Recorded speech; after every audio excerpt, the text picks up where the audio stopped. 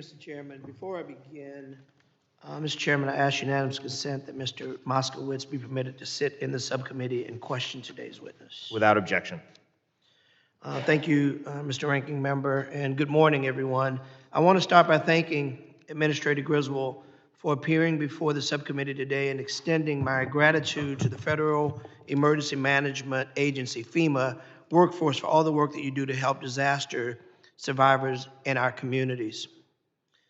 I do not think we can overstate the role of FEMA in the last few years. With its ongoing work of COVID-19 and managing increasingly complex, frequent, and intense disasters, one thing I hope we can all agree on today is that while there's many challenges left at FEMA, we need to support FEMA and its workforce to be reliable partners and to help address the many challenges facing our communities. I'm eager to hear from you today, Administrator Griswold, about the agency's effort in supporting the growth and success of this remarkable workforce to ensure that they are prepared for disasters. Hurricane season began June 1st. We've already had 3 named storms. Although the National Oceanic and Atmospheric Administration projected a near normal Atlantic hurricane season, we've already seen 38 major disaster declarations this year, and the hurricane season just started days ago. As I reflect upon the start of hurricane season, I'm concerned about the Disaster Relief Fund, DRF, which has, I understand, could be exhausted before the end of the fiscal year and even before the traditionally more active portions of the hurricane season. For this issue, Administrator, we need to know how to help so you can do your job, how we can help so you can do your job more effectively. We know these resources are critical. While FEMA and workforce is preparing for emerging disasters, including those brought on by hurricane season, it should not be forgotten that the workforce is managing a very, very large portfolio of nearly 1,000 open past disasters, including providing ongoing support for Hurricanes Maria, Michael, Ida, Ian, Fiona, and COVID-19. In New Orleans, we've experienced the extreme weather events of late.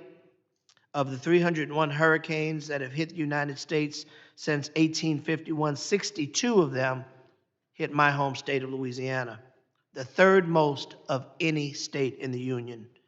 A grave concern that has arisen due to extreme weather events is flooding and increasing cost in flood insurance policies. Louisianians depend on the National Flood Insurance Program, NFIP, to provide affordable insurance coverage.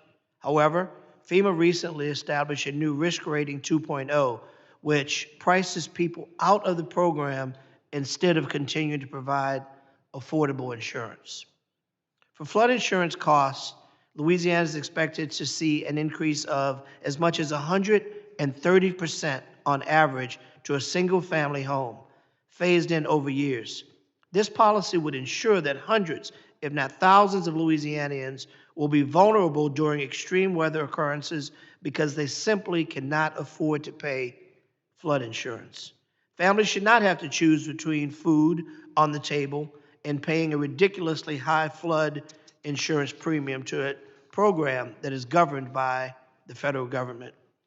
Administrator Griswold, I have raised these questions with you, and since our last conversation, my concerns on flood insurance cost increases in Louisiana have not changed.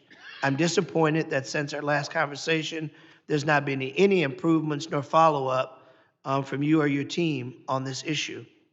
I hope to hear from you today about how you are working to make flood insurance more affordable, more accessible, and not just become a luxury that only the wealthy can afford. In addition to managing disasters and flood insurance, FEMA Administrator, the Department of Homeland Security is preparing its grant state and local, which include Urban Areas Initiative and the State Homeland Security Program. These programs assist state and local jurisdictions build and maintain homeland security capabilities to prepare and respond for threats. As an advocate of UASI and the United States Security Program, I'm concerned about the agency's budget request for fiscal year 2024, which proposes cuts to UASI and the State Homeland Security Program. I look forward to speaking with you more on this issue today as we go through testimony. One area I'm pleased with administration's progress is that we see more of an issue of equity in disaster. Disaster recovery process impacts individuals differently and should be handled as such, but equally across the board for all constituencies, regardless of their ability to be organized or prepared to access these resources. I commend Administrator Griswold and the Biden administration for incorporating principles of equity in initiatives such as the 2022 to 26 FEMA strategic plan. The strategic plan prioritizes equity as a fundamental aspect of emergency management.